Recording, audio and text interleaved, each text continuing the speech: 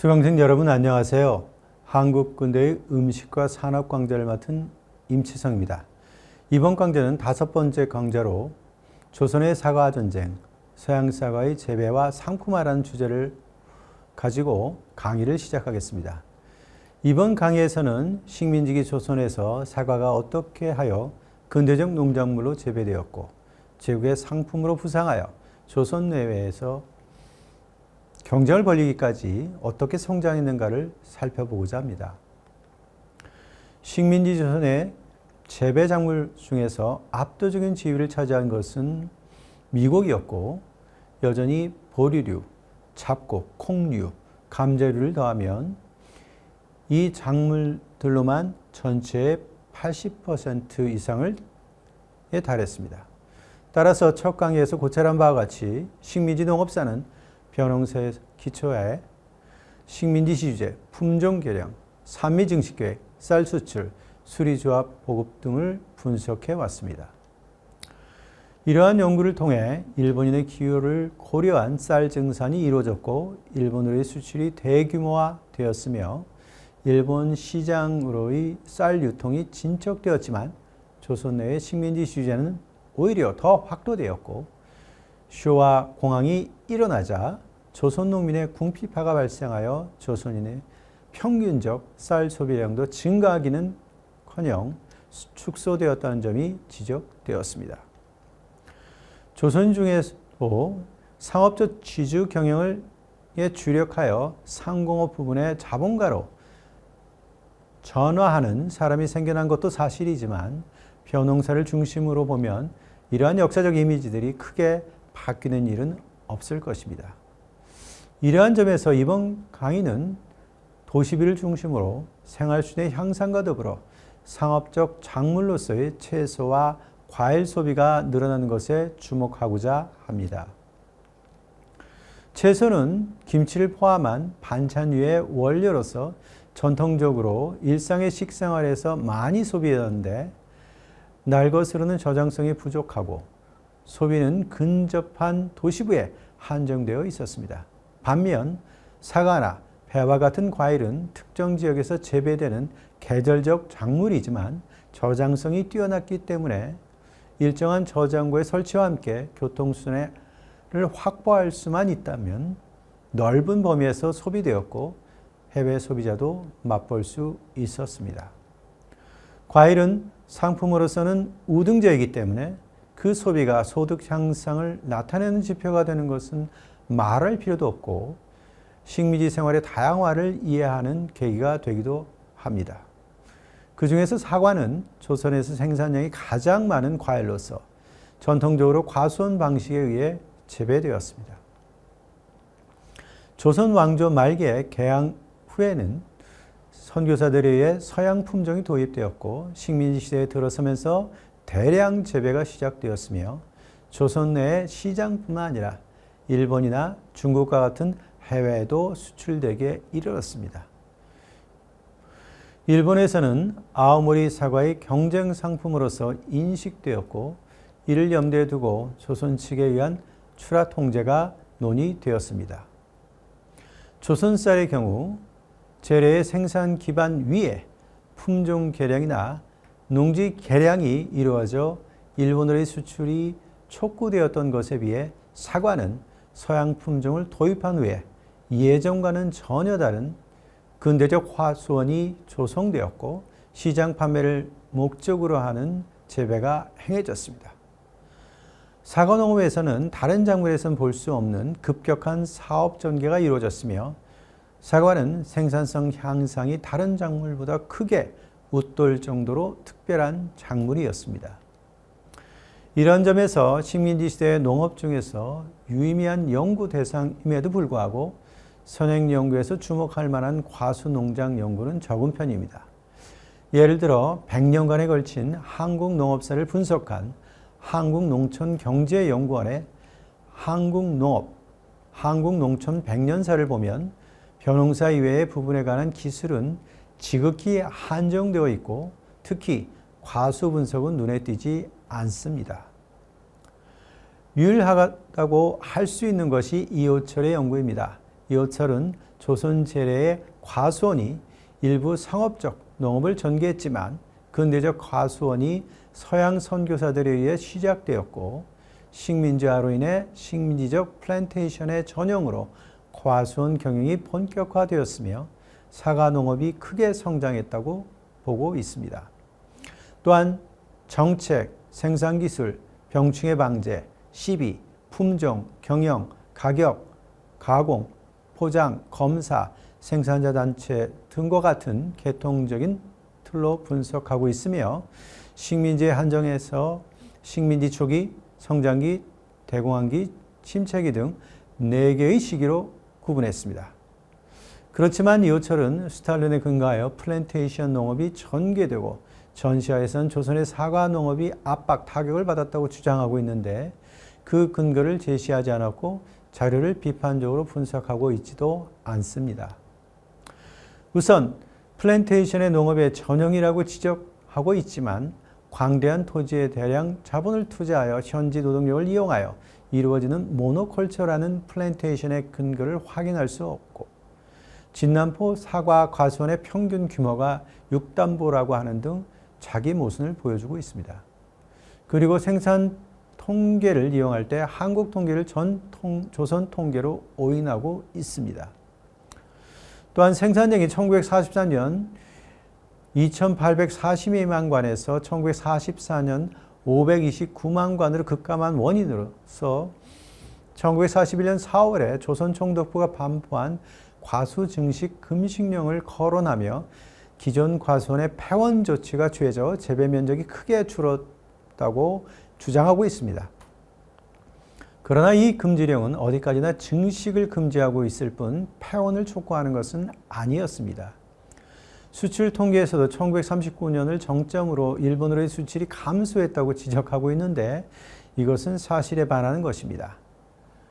여기에는 중일전쟁, 태평양 전쟁기에도 조선의 사과 농업은 성장의 동기를 유지하고 있었다는 점이 간과되고 있습니다. 1930년대 추락 통제 문제가 나오는 것은 개별 업체에 의한 자유로운 수출이 가격 폭락을 초래하는 것을 막기 위해서입니다. 즉, 일본으로의 수출을 금지하기 위한 것이 아니었습니다. 저가격으로 수익이 악화되었기 때문에 조선과 일본의 사과 농업이 내외 시장을 둘러싸고 사과 전쟁을 전개했다는 점에 주목한다면 조선의 사과 농업의 발전과 일본, 특히 아오모리현의 사과와의 경쟁과 이해 조정의 국면이 중시되어야 할 것입니다. 따라서 이번 강의에서는 이러할 것이라는 역사상을 설명하기보다는 자료 비판의 입장에서 수량적 데이터를 검증하여 사과농업의 변화를 객관적으로 살펴보는 동시에 경상북도에 한정되지 않는 전 조선의 사과 농업사를 논하고자 합니다. 사과는 화려하고 고운 색을 가지고 있고 맛이 좋고 품격이 있다고 칭찬받는 양과자가 보급되기 이전에는 고급 식자재의 하나였습니다. 조선은 역질 토양이 많고 경사지와 평탄지가 풍부하며 배수가 양호하여 사과 재배지로서 우수한 지위를 차지하고 있었습니다. 봄에는 기온이 일찍 상승하여 비교적 고온이고 맑은 날씨가 많은 여름에는 습도가 낮아지며 사과나무 발육기에는 강우량이 적은 데다가 늦서리 시기가 이르기 때문에 공기의 건조도도 좋아서 사과의 결실에 최적이었습니다. 이런 자연 조건에도 불구하고 재래사과는 일부만이 상업적 경영을 하고 있었고 과일의 형태나 맛으로서 판단하면 과일로서는 서양에서 품종 개량된 서양의 사과에 비해 상품성 또한 뒤떨어졌습니다. 따라서 조선은 미국 사과의 재배지로서는 조금 뒤떨어진 느낌이 있고 품질도 어쩔 수 없이 다음 순위가 되어 수종의 선택 및 재배 개선이 요청되었습니다. 근대적 사과농업은 개항 후에 외국인에 의해 시작되었습니다. 사과농업의 효시는 1884년 도쿄의 항농사 사장 스다 센이 인천 영사관 히사미즈라는 관원의 요청에 의해 기증한 몇 그루의 묘목이었습니다. 그 외에 기독교 선교사들이 각각 본국에 묘목을 주문하여 경성, 원산, 평양, 전주 등에서 과손을 시작했습니다. 1889년에서 1900년경에는 함경남도 덕원군 현면 투남리의 윤병수가 미국 선교사를 통해 묘목 수백 그루를 수입하여 재배를 시도하였지만 결과는 좋지 않았습니다. 1903년에는 송병준과 야마구치현 사람인 나카무라 마사지가 합자로 경인선 소사에서 사과, 배, 복숭아 등 20정부의 과손을 시작했지만 토지가 불량했기 때문에 이것도 성공하지 못했습니다. 또한 이역에서 얼마 멀지 않은 높은 지대에서 이노우에 요시후미가 약 10수 정부의 과손을 시도했지만 실패로 끝났습니다. 러일 전쟁을 계기로 일본의 농업 이민이 증가하는 가운데 1905년 대구에서 나카하라 후사이치, 삼양계에서 하야시다 토기치, 부산에서 칸타카 아야키치, 인천에서 스에나가 쇼조가 사과 재배를 시작했습니다. 평안도 지방에서는 황해도 황주에서 호사카 슈이치, 진남포의 토미다 기사쿠 등이 과수원을 열었습니다. 1900년대 중반이 되어 사과 과수원의 경영이 정착하여 근대적 과수 경영이 확산되었습니다. 사과 과수원의 개시는 생산자와 소비자의 분리를 전제로 하는 전업체의 등장을 의미합니다. 정부 측은 이러한 새로운 과일의 등장을 지원했습니다. 통감부가 설치되자 뚝섬에는 원예 모범장이 설치되었고 일본에서 기술관이 초빙되어 과수, 채소 재배 시험을 했으며 사과 재배에 관한 기술 지도가 실시되었습니다. 원예 모범장에서는 1924년 폐지될 때까지 품종 선정, 사과나무 솎아내기, 정지 전정법, 식재법, 시비 및 토양 취급법, 병충해 방제법 등 사과 재배 기술의 개량이 추진되었고 1906년에는 일본에 수입된 사과, 배에 1년생 묘목을 심어 이듬해에는 두 종류 모두 다수의 결실을 보았습니다. 1907년에는 일본에서 각종 묘목을 수입하여 과수 품종의 적부 시험 및 모범 재배를 하였고 그 중에서 좋은 성적을 낸 품종을 중심으로 조선에 적합한 품종을 선정했습니다. 외국의 경우 1909년에 묘목 22그루를 심었고 1912년에는 한 그루당 수확량이 평균 150개에 이르렀습니다. 홍옥, 국광, 외금, 유옥, 축, 봉황인, 홍두와 같이 예전부터 재배해온 7종 외에 1910년부터 미국 캘리포니아에서 새로운 품종을 도입하여 전부 비교한 결과 백룡, 취옥 등이 채택되었습니다. 이에 따라 홍옥, 국광, 외금, 백룡, 취옥, 축 등이 장려 품종으로 선정되었습니다. 그 중에서 홍옥, 국광, 외금이 3대 사과였습니다. 그 후 식민지 시기의 조선의 사과 재배는 이 3개 품종을 중심으로 이루어졌습니다.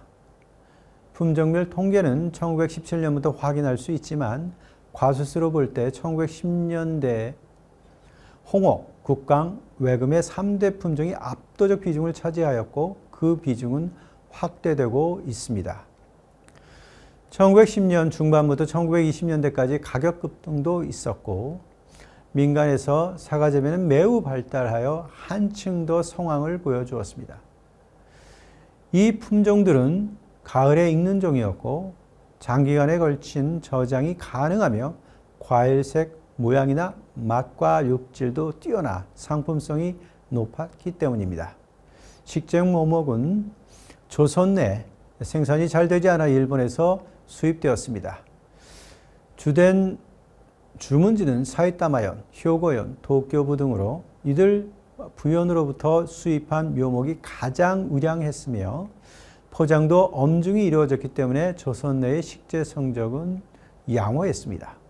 또한 사과의 금충 및 피잠충을 집중히 검사하기 위해 수입 묘목에 대해 1913년에 충해 구제 예방 규칙, 1920년에 과수 및 앵수 수입 취체 규칙이 발표되었는데 이때부터 사과 묘목의 수입 통제가 실시되었습니다. 그중 일부 연도에 한정해서 그 수량을 파악할 수 있습니다. 1924년 4월부터 1925년 5월까지의 수입량은 소독 완료 증명 136만 8,721그루, 훈증 소독 6만 4,915그루, 총계 142만 9,029그루였습니다. 1924년 사과 과수수가 123만 6,576그루였던 것으로 봐 수입 묘목이 그것을 상회하고 있으며 당시에 얼마나 많은 묘목이 일본으로부터 공급되었는가를 알 수 있습니다. 이로 인해 조선 내에 사과 생산이 증가한 것은 분명하지만 그 동향은 과수수와는 크게 달랐습니다. 과수수는 1910년대 전반에 과수원 조정으로 인해 급증했지만 같은 연대 후반에는 식재 증가 경향이 완만해지고 특히 1920년대부터 21년에 걸쳐서 오히려 감소했습니다. 이것은 병충해의 영향으로 과수가 전멸한 지방이 있었고 발육불량의 것을 제외했기 때문입니다. 반면 수확량에서는 이러한 정체를 확인할 수 없고 증가율이 과수수의 증가율을 훨씬 더 웃돌았습니다. 사과의 경우 식재한 지 4, 5년 후에 열매를 맺기 시작하여 십수년이 지나야 겨우 다수확기에 이르기 때문에 수확량은 누진적 경향을 보여주었기 때문입니다. 품종별로 보면 1925년 말에 심은 나무수는 홍옥 37만 9천 그루, 국광 34만 7천 그루, 욱 3만 2천 그루 기타 품종이었고 수확량은 국광 105만 1천 관, 홍옥 93만 4천 관, 외금 80만 2천 관, 축 27만 1천 관, 유옥 19만 7천 관, 욱 10만 여 관이었습니다. 즉 앞에서 언급한 바와 같이 3대 품종이 결실의 수령에 이르렀기 때문에 이것들의 수확량이 급증하게 된 것입니다. 이번 시간은 의량 품종의 보급과 사과 수확의 증가에 대해 살펴봤습니다. 다음 시간은 과수 생산성 향상과 지역별 생산 동향에 대해서 살펴보겠습니다.